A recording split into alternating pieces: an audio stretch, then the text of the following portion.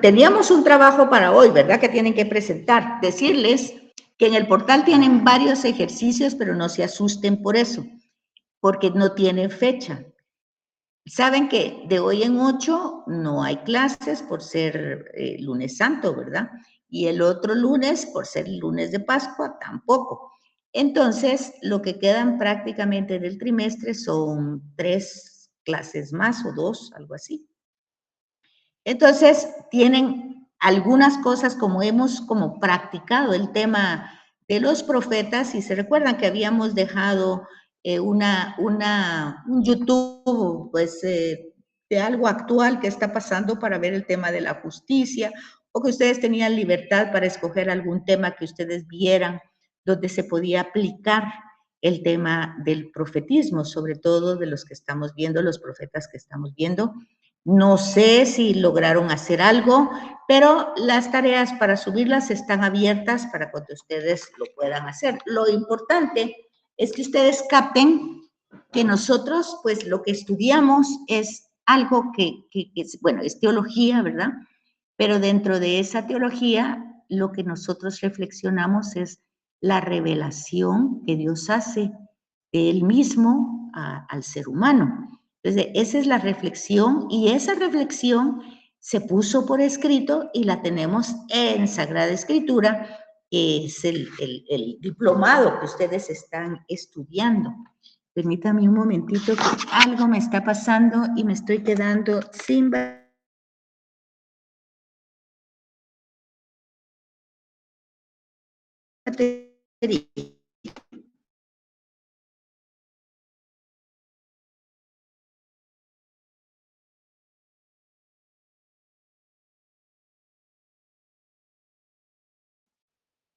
Ok. ¿Ya están escuchando? Sí, licenciada, sí se escucha. La escuchamos.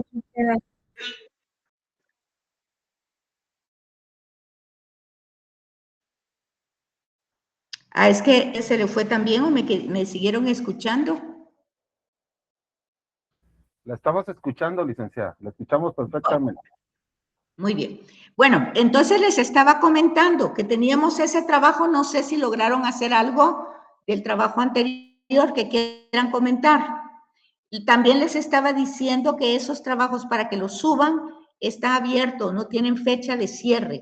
Y que esos es importante de hacerlos porque van a ser la nota final. O sea, yo no paso un examen final, sino que voy acumulando los trabajos que ustedes van enviando, se llaman sumatorios. Los sumo y esa es su nota final.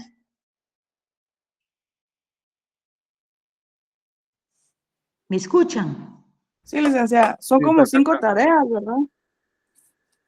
Hay más, por eso es que les estoy diciendo que les puse como 3, creo yo, pero que no se asusten, porque no son juntas para que las entreguen. Eso les estoy explicando, por eso no sé si me escuchan, ¿verdad? Que están ahí puestas las tareas para que las vayan haciendo de poquito y entonces las vayan subiendo cuando puedan.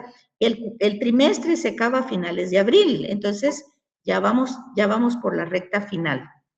Eso es lo que les estoy diciendo.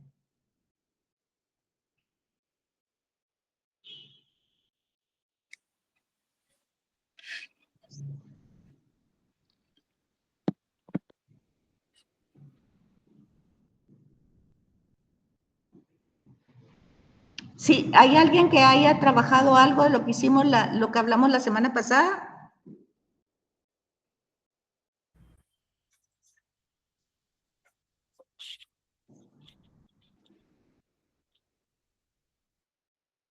¿Aló? ¿Están ahí?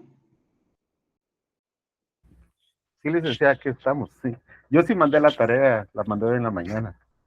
No, pero yo estoy diciendo que si quieren compartir algo de lo que hicieron de la semana pasada, compartirlo.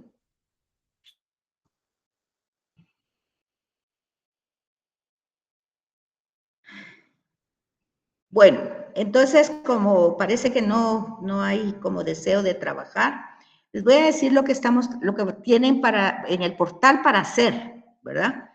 Entonces, como estamos en el tema de profetas y estamos en Sagrada Escritura y estamos en el tema de la justicia de Dios, ¿verdad? Y estamos viendo cómo nosotros vamos descubriendo ese rostro que Dios da a conocer al ser humano, entonces nosotros tenemos ya los que hemos visto, los libros que hemos visto, pero ahí tienen una hoja adjunta.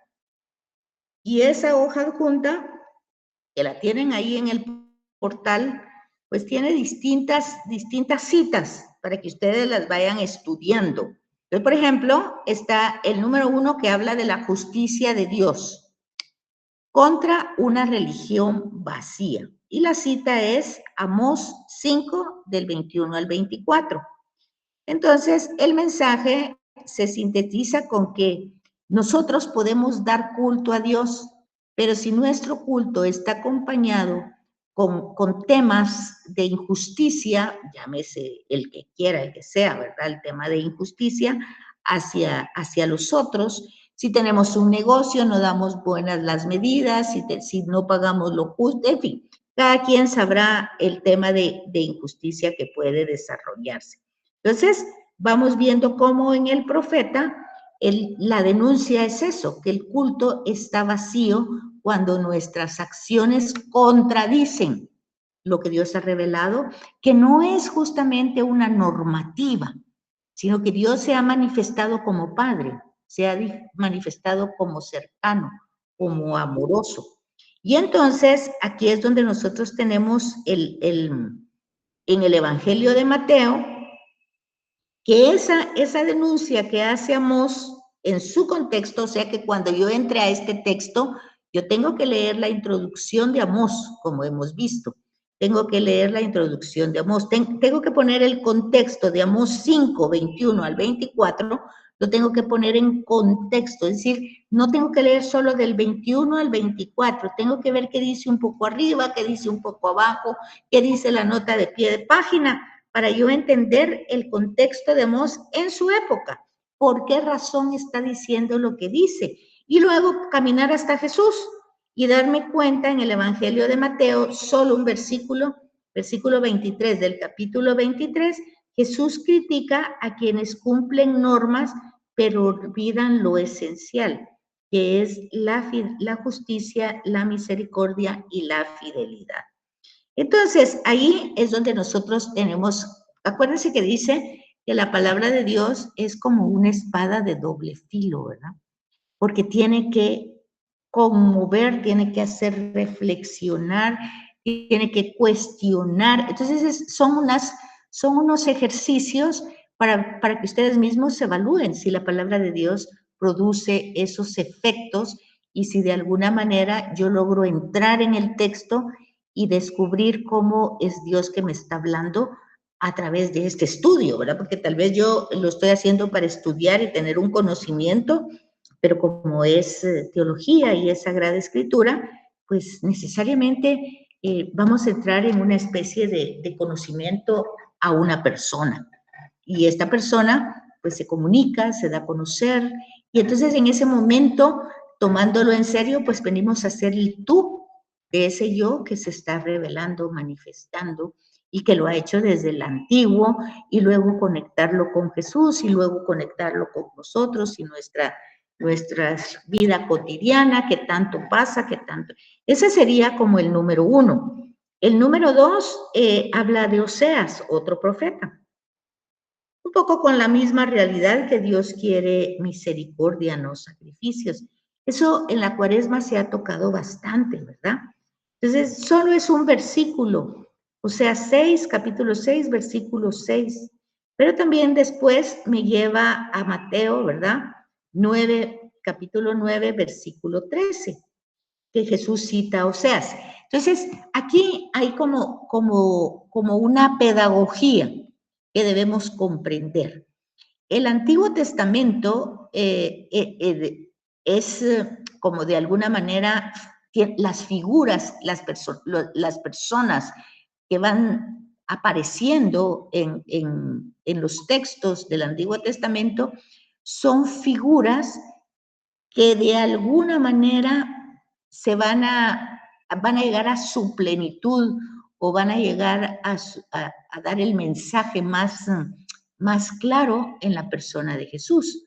Entonces, siempre tenemos que estar conectados siempre tenemos que darnos cuenta que hablando de profetas, los profetas del Antiguo Testamento tienen una misión limitada, pero con Jesús esa misión llega a su plenitud. De hecho, hay muchas cosas que le dicen a Jesús, que es el Mesías, que Él es el Hijo de Dios, pero Él se define, Él a sí mismo dirá en algún lugar, por ejemplo en Nazaret, va a decir, nadie es profeta en su tierra. Eso quiere decir que Jesús se identifica como un profeta, aunque es más que un profeta. Y van a descubrir también que, por ejemplo, hoy le llaman maestro, el día de hoy, ¿verdad? Que le llevan a una mujer para que la juzgue como maestro, como maestro. Entonces, pero es más que un maestro. También le dicen que es hijo de Dios o que es el Mesías, pero pues se va él revelando, se va dando a conocer como mucho más que eso. Entonces, cuando él mismo hace las referencias a personajes como Jonás, como Salomón, como Amós, como Oseas o Ezequiel, entonces nosotros tenemos que ir descubriendo esa conexión que nos abre una ventana, un horizonte más grande y que nos lleva hasta nuestra época. Entonces, ese es un ejercicio para que lo vayan haciendo. Tienen 10 citas. Entonces, la otra es el verdadero ayuno de Isaías. Son 2 versículos nada más. Después Ezequiel, es el capítulo 34. Después tenemos a Jeremías, capítulo 31, son 2 versículos. El siervo sufriente, de Isaías 53, muy actual. Los 4 cánticos del siervo van a ser proclamados para la Semana Santa. Empieza con Domingo de Ramos, Lunes Santo, Martes Santo, y el Viernes Santo, pues se lee el 4.º cántico. Entonces, porque está en contexto y nosotros debemos de entender esa acción del profeta que después los cristianos identifican a la persona de Jesús, pero nosotros primero tenemos que saber por qué él hizo esos 4 cánticos, a quién se refería, por qué se refería y después por qué los cristianos lo identificaron con Jesús.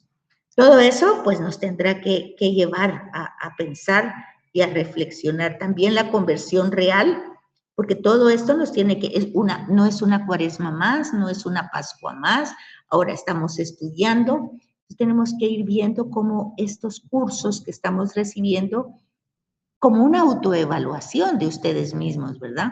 Ustedes mismos vayan viendo hasta qué punto están comprendiendo, pues, Sagrada Escritura, ¿verdad? Hasta qué punto esa revelación les llega verdaderamente con toda esa información que han recibido para una conversión real, que es el número 8, y que ahí tenemos el libro de Joel y a Mateo 6 del 1 al 6. Y luego tenemos Dios escucha el clamor del pobre, el libro de Miqueas. Y todos van con el Evangelio y luego con nuestra realidad. ¿Por qué? Pues porque el Evangelio no es, o sea, las Escrituras no son informaciones, ni conceptos, ni ideas, sino que es la acción de un Dios que se da a conocer a nosotros y que a nosotros nos llega esa experiencia hoy en forma escrita. Entonces está escrita pues en libros, está escrita en lo que nosotros llamamos la Biblia, como una pequeña biblioteca, y nosotros pues debemos saber cómo utilizarla y cómo los profetas pues de alguna manera tienen que ver también con nosotros, no es algo que nos está informando que pasó hace 2000 años o más tiempo, sino que es algo, según nos dicen en las catequesis, por el bautismo nosotros somos profetas también. Entonces, para saber realmente de qué se trata la situación. Entonces, por eso, en el número 10 hay como una clave pedagógica que tenemos que llevar, ¿verdad? sin palabras difíciles, sin problemas complicados, sino de una manera sencilla, cómo nosotros podemos ver nuestras dificultades, nuestras situaciones de problemas, de economía, lo que vivamos, ¿verdad? Con preguntas abiertas para ver hasta qué punto nosotros comprendemos esa conexión que en teología se llama el hilo conductor, ¿verdad? Como todos los textos están pues progresivamente dándonos a conocer un mensaje que no termina con el último libro, ¿verdad? Sino que llega hasta nuestra vida para poderlo ir encarnando. Entonces, dudas y preguntas hasta aquí. Pues no, este material lo tienen ustedes en el portal. Como les dije, está como tarea, pero no es para ahorita ni para el fin de semana. Es para que ustedes la vayan haciendo de poco a poco y tienen pues prácticamente un mes para hacer cada una de estas y las que les falte hacer también, porque al final esa es la nota que van a tener en su curso. ¿Dudas, preguntas hasta aquí? Ligda estaba hablando del último documento, ¿verdad? Donde subió un Word, ¿verdad? Sí, es el que está ahí lo puse ayer, me parece, sí. Gracias, Ligda. Es el que está en todas las 10, ¿verdad? La justicia de Dios quiere, la número 1 hasta la 10. Así es. Yo lo estoy viendo ahorita aquí en el Word, ¿verdad? Ajá. Esto es para desarrollarlo poco a poco, dice usted, no es como tarea, pero sí es tarea, pues al final. Pues está como tarea y va a tener puntos y lo tienen que subir y no tiene una fecha, está abierto porque son notas acumulativas. O sea, no va a haber un examen final, sino que todo lo que ustedes han hecho va a ser su nota final. Y esto, licenciada, aparte de esto, los videos y lo otro que subió de tarea del 23. Todo lo que se ha subido, todo lo pueden ir pues poniendo como tarea. No están cerradas las fechas, están abiertas para que ustedes lo hagan cuanto quiera, pero sí tiene que estar al finalizar el curso. Ok. Según mi conteo son 7 tareas, pero ustedes me corrigen, compañeros. Pues ahí estarán los números, y si hay alguna confusión, pues es lo que está ahí, ¿verdad? Si hay una que dice 8 y falta una 7, pues la 7, ¿verdad? Ahí se mira, conforme uno va viendo, se mira el número de tarea que es. Ah, bueno, entonces ahí vamos en ese sentido. Y la última, esta es la 7ª tarea, la última esta de la hoja de Word.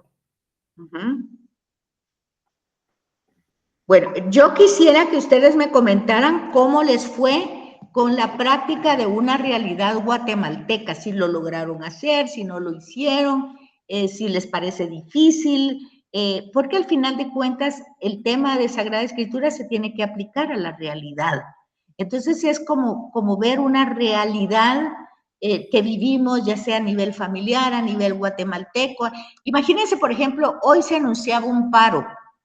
Hoy se anunciaba un paro por el tema de la gasolina, por el tema de la guerra, por todos esos temas. ¿Qué es eso? ¿Qué es eso? ¿Cómo lo ve un cristiano eso? ¿Qué es lo que hace un cristiano cuando un seguidor de Cristo, ¿verdad? Consciente, que sabe lo que es su fe y que sabe lo que está viviendo en la realidad. ¿Con qué profeta podría iluminar esta situación? ¿Qué podría ser? ¿Qué no podría ser? Estamos como decir, bueno, pues al final nosotros no podemos hacer nada. ¿Qué hacemos? No hacemos nada. ¿Cómo es nuestro estudio de Sagrada Escritura a la hora de aplicarlo? O sea, nos quedamos así como no se puede hacer mayor cosa. ¿Cómo?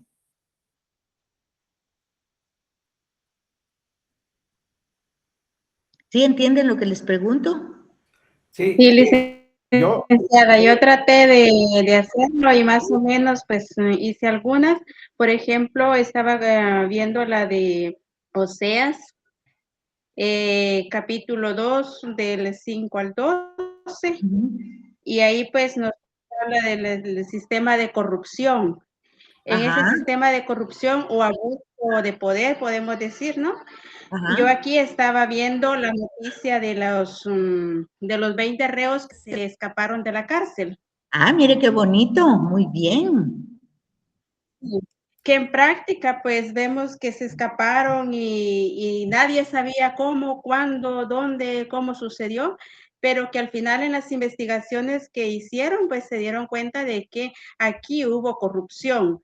Las autoridades, pues abogados, jueces y autoridades allá adentro, pues recibieron una fuerte suma de dinero y ayudaron pues a que estas personas se escaparan, porque en las investigaciones sale donde no hubo forzamiento de puertas ni nada por el estilo.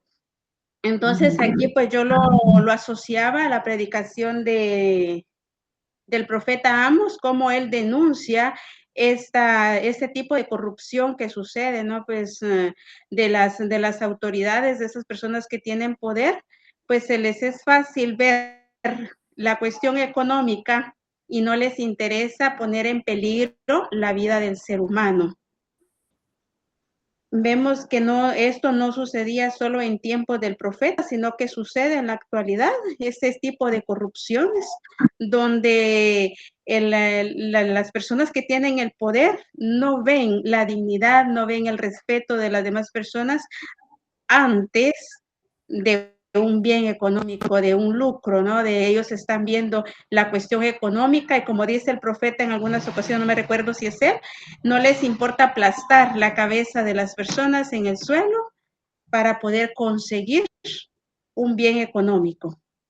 Entonces, en esta fuga de los reos, pues vemos cómo esta gran corrupción se dio así, que ellos no les interesó poner en peligro la vida del ser humano, no les interesó que esas personas pudieran salir, matar, extorsionar. Lo que les interesaba a ellos en esos momentos era poder ejercer ese poder para poder enriquecerse ellos, sin importar la vida del ser humano. Esto fue lo que logré captar yo en esta cuestión de denuncia de corrupción del profeta Amos a nuestra actualidad, que se sigue dando este tipo de corrupción dentro de nuestro país. Eso, una red bien formada, pero lo triste, bueno, lo real es que no ha cambiado mucho en la historia. Lo triste es que en aquel tiempo había quien denunciara. ¿Y hoy quién denuncia? ¿Quién puede denunciar hoy? Porque igual lo que hacían antes corrían el peligro que los mataran, pues. Bueno, ya tenemos el tema de Jesús ahorita que lo celebramos en la Pascua, ¿verdad? En el tríodo pascual. Sí, también. Perdón, aquí también en esta cuestión de que nadie denuncia, también veía yo al profeta Oseas, creo que era el que hablaba de ese sentido de que la gente tiene miedo de denunciar, tiene miedo de decir lo que está pasando. Entonces, por el mismo miedo, los corruptos, digamos, las personas poderosas siguen aplastando a la gente. Esto se da hoy en día, la gente tiene miedo a hablar. ¿Por qué tiene miedo? Porque saben que las mismas autoridades, si por ejemplo está sucediendo un caso de extorsión o una persona que desaparece, no se sabe si va a ir a denunciar propio a la persona que está en comunicación con esas personas corruptas, con esas personas que están extorsionando o con esas personas que están tienen secuestrada a sus propios familiares, entonces tienen miedo de ser ellos también víctimas de lo que está pasando y por el miedo, pues dejan que estas entidades pues sigan avanzando, sigan teniendo poder, por miedo también ellos a perder la vida. Sí, porque ahora son redes, ¿verdad? Son muchas redes las que hay, uno no sabe cómo es. Muchas gracias, Carmencita. ¿Y Héctor qué dice? Sí, más o menos yo vi también una noticia, ¿verdad? Que dice Nancy Sosa falleció en hecho de tránsito por una fiscal del Ministerio Público. Su familia y amigos piden justicia. Entonces dice que es un accidente donde una persona ha fallecido por culpa de una fiscal del Ministerio Público que iba en estado de ebriedad, ¿verdad? Y este ente que debería de impartir justicia, pero que no es así, pues por el momento esta entidad no se ha manifestado por este caso, a pesar que es empleada de su dependencia. La fiscal que ocasionó este hecho, denotando el abuso de poder por la existencia de una presunta protección del ente investigador. Aquí podemos aplicar el capítulo 313 de Miqueas, que denuncia la no aplicación de justicia, así como la corrupción que se mira de parte de quienes deberían de impartir la misma, ¿verdad? O sea, yo ya subí la tarea también de los 3 profetas, ¿verdad? De Oseas, Miqueas y Amós, cada uno con una noticia diferente, pero podemos ver que, como dijo usted, tanto en tiempos antiguos como ahora, sigue siendo lo mismo, las denuncias vienen siendo las mismas, los atropellos vienen siendo los mismos, y creo que no ha cambiado mucho, solo tal vez el tiempo es el que cambia, pero las situaciones son las mismas, ¿verdad? Eso es no solo triste, sino doloroso, y ver un poco el tema de que esas figuras proféticas que denuncian, pues ya las callaron, ¿verdad? No quieren ya hablar, porque sí, la vida, pues ese es el peligro, ¿verdad? Que los maten, y prefiere, o no necesariamente a ellos, sino a veces a la familia, ¿verdad? Entonces, hay una serie, pero allí es donde nosotros tenemos que ver el efecto que esa palabra hace en nosotros. Porque es cierto, nosotros no podemos ir a dónde, a pararnos a dónde, a gritarle a dónde, o hacer, pero el problema es que nosotros podemos frenar esas redes desde nuestro cuadrito. Porque muchas veces esa denuncia no viene a ser ni válida ni cierta cuando nosotros de una o de otra manera no pertenecemos a una red, digamos, no pertenecemos, pero de una o de otra forma, pues el hecho de la corrupción ya se nos pegó un poquito por un lado o por el otro. Esto no es que lo diga yo como observación personal. El Papa Francisco lo vivía repitiendo constantemente. Decía, todos somos pecadores, eso está claro, pero eso no significa que todos seamos corruptos.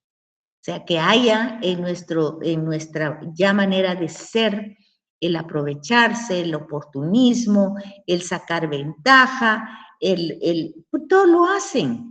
¿Por qué no lo voy a hacer yo? Todo lo hacen.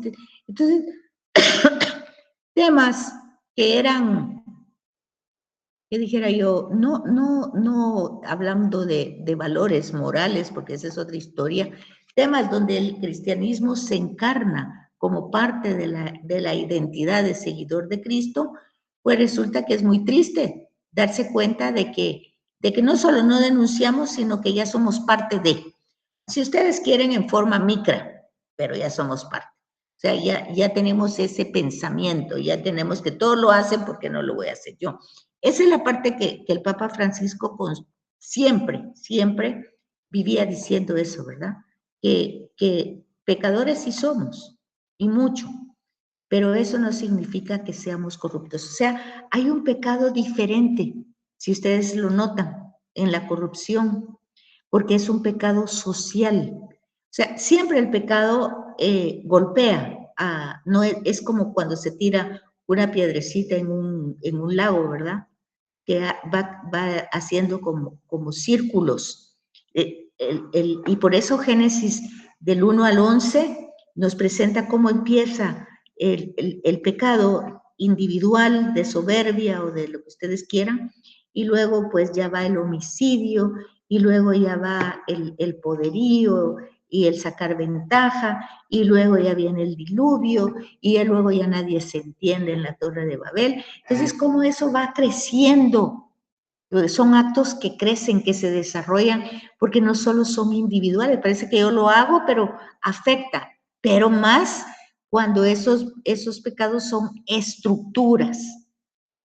Entonces, porque los profetas hablan a instituciones, a la monarquía, por ejemplo, que se le ha olvidado que solo es administrador y ya quiere poseer todo, ¿verdad? Entonces, eso es importante que nosotros veamos y que nos demos cuenta que tal vez no podemos salir a gritar a ningún lugar, pero por lo menos en nuestro cuadradito o en nuestro trabajo, cómo es que nosotros pues solapamos esa realidad. Y muchas veces por el temor, bueno, si yo digo algo, o si esto o el otro, me quedo sin trabajo, o pasa esto, o pasa, hay consecuencias, ¿verdad?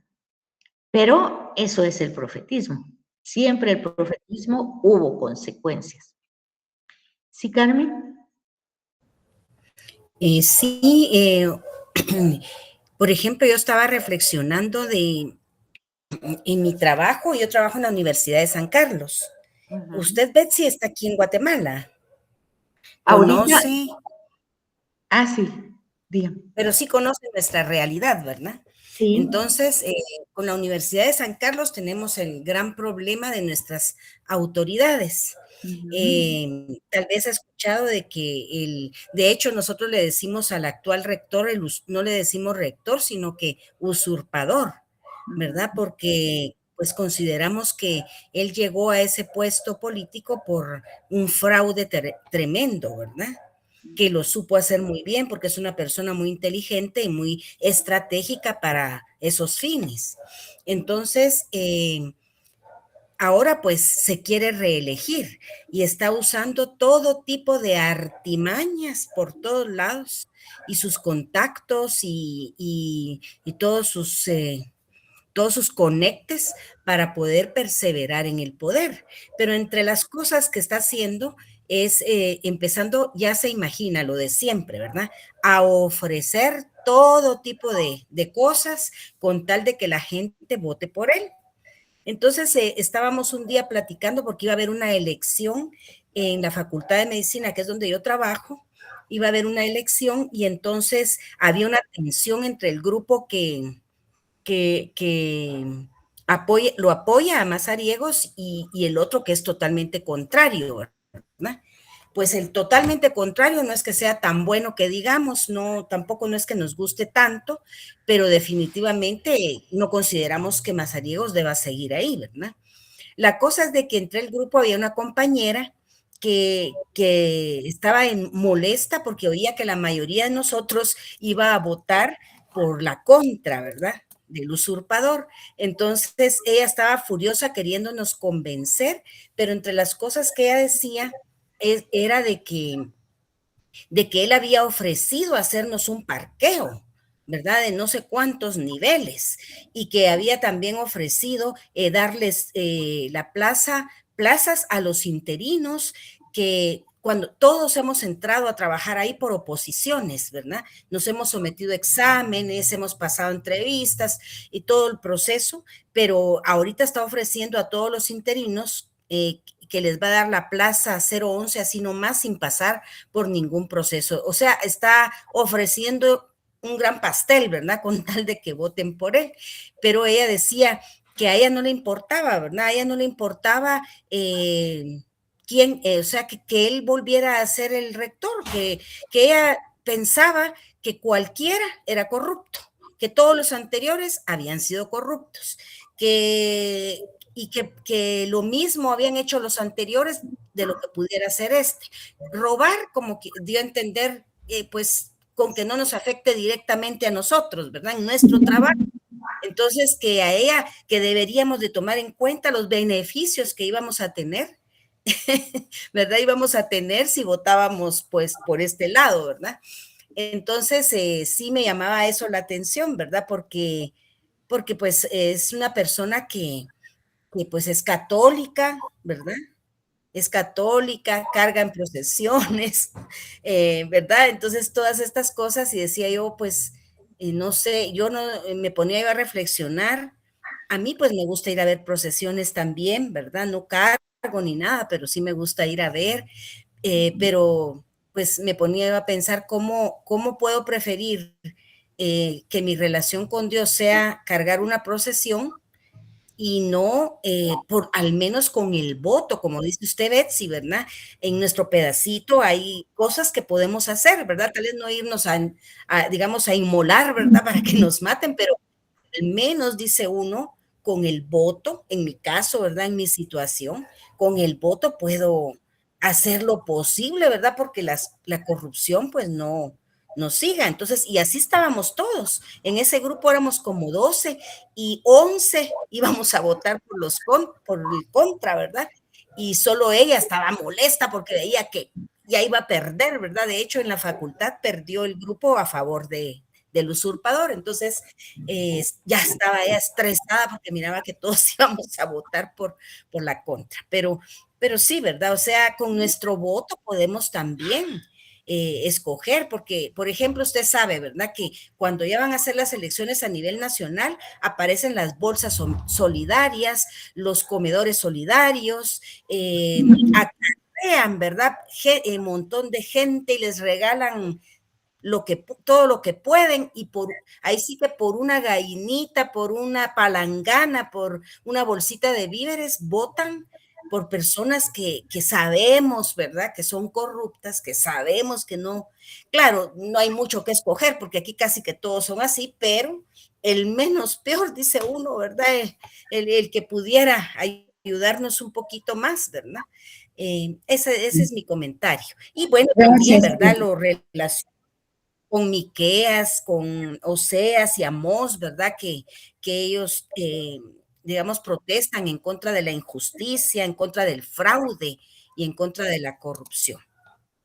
Gracias, Carmencita. Sí, mire, el problema es el de siempre, ¿verdad? No saber dónde estamos parados y en qué es lo que creemos, porque el tema de Sagrada Escritura es Dios que se da a conocer al ser humano para que, dándose a conocer, conozca sus acciones, su forma de ser, de actuar, y no lo hace por necesidad, porque necesite algo del ser humano, lo hace por amor para compartir de él, de lo que él es ese ser, a nosotros. Entonces, lo triste de este caso no es solo que no denunciemos o que tomemos posturas acomodadas a nuestros intereses. Ese pues era el problema humano, pero el problema humano más serio es que no creemos, porque en el fondo Dios está al margen. Entonces, dense en cuenta que el tema de los profetas es un compromiso con ese ser. Un compromiso que vale más lo que ese ser ha revelado y me ha dicho a mí que es, y que para tener yo esa relación con él debo ser coherente. Ese es el tema de la alianza. El tema de la alianza significa que hay cosas para mantener esa relación que hay que hacer, no por obligación, no como una normativa moral, sino como lo lógico, el sentido común de algo que es lo que corresponde. Pero lo que ustedes están contando es que Dios está al margen, que somos católicos o cristianos de palabra, pero realmente no tenemos ni el conocimiento, ni la comprensión, ni el deseo de mantener esa relación, que hay otras cosas más importantes. Será nuestra vida, si ustedes quieren. Será nuestra vida, pero entonces ahí entra el tema de la resurrección, ¿verdad? De Lázaro del domingo, que es desde toda la revelación, desde el principio del Génesis, no es otra cosa de que en Génesis vemos que Dios insufla aliento de vida en el puñado de tierra, que en Génesis 1 crea al hombre a imagen y semejanza suya. O sea, vemos esa participación de Dios que se da. Luego, en Éxodo vemos todo el proceso de liberar aquellos grupos que estaban esclavizados, Dios que libera, Dios que los llama para ser suyos, hacer una alianza y tener claro como un decálogo. El decálogo es muy claro, 10 palabras nada más, que luego en la historia se van a convertir en normas, leyes y todo lo que ustedes quieran, pero la esencia es realmente Dios que se está dando a conocer para hacernos partícipes de su ser, de su esencia. Y la alianza es eso, el tema. Y el tema de profetas es la ruptura de la alianza. ¿Por qué rompemos esa alianza? Por cosas insignificantes, pues, para nosotros muy importantes. Pero en el tema, si se pone en una balanza entre la opinión de Dios y nuestra opinión, pues entonces a ver qué opinión pesa más, ¿verdad? O cuál es la verdad, o cuál es la que vale. Porque tampoco se trata de que el profeta sea alguien que está juzgando y está condenando a otros. Eso es un tema muy serio, porque tiene que ver con la relación con Dios. Esa es verdaderamente la injusticia.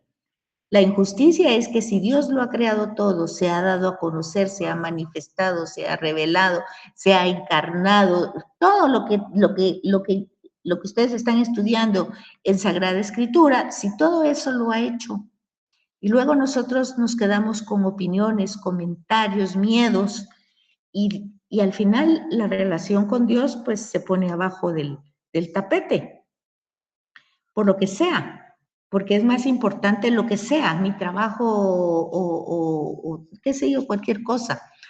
Entonces, el problema serio del profetismo no es tanto que ya no hayan profetas, es que ya no se cree en Dios.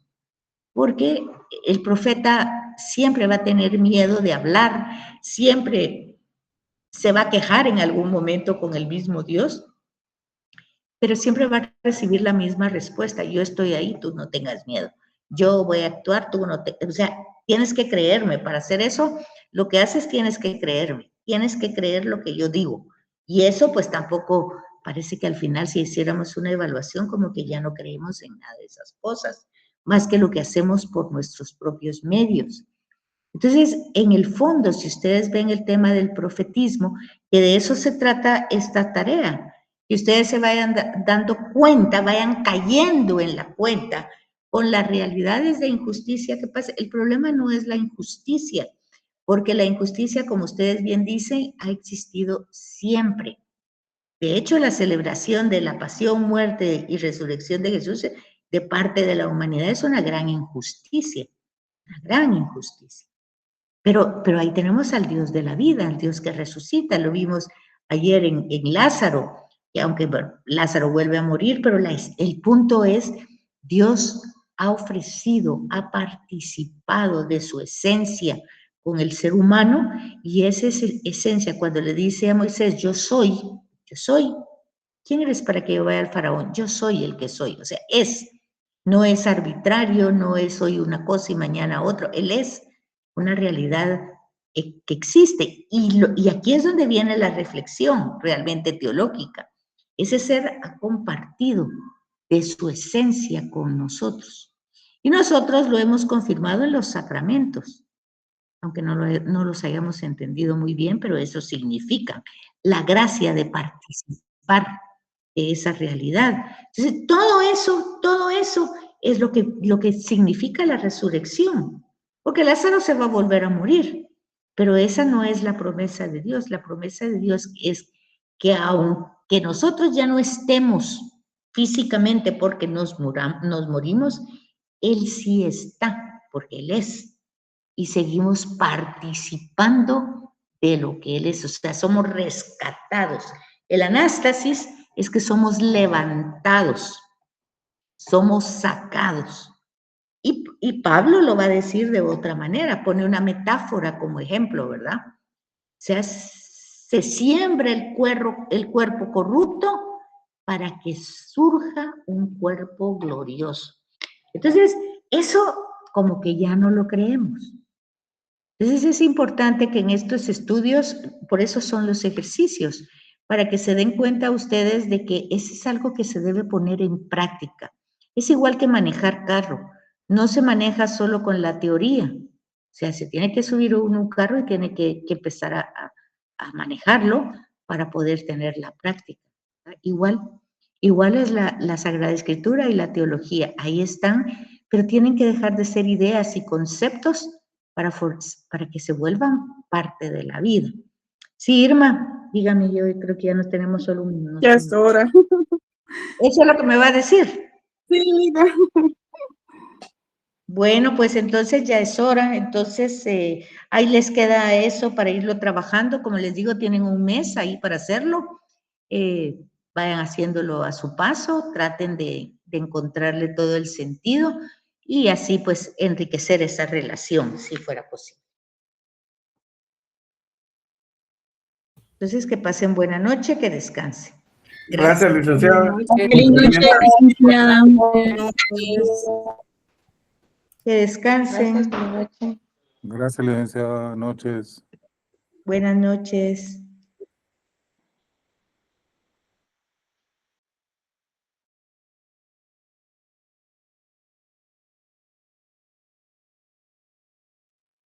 Enanito, mira, el señor Carlos me mandó un depósito, tú.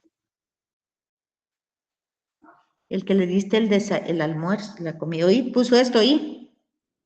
Pero no me abrieron, solo la cancha me la dieron por los minutos que estuve ahí, no para decirles que fui a dejar las cositas. Ah, bueno, dice que llegó ahí a la casa y que no le abrieron. Dice que solo la gorda ladró y ladró. Bueno. Pues no sé, aquí es lo que te estoy diciendo. Yo no sé nada. Solo aquí está, él aquí mandó eso que fue acá y mandó un depósito. No sé si es el. Ahí te lo voy a mandar. No sé, yo no sé. Ahorita ya te lo mandé para que lo mires. Muchas gracias, papito. Buenas noches. Ah.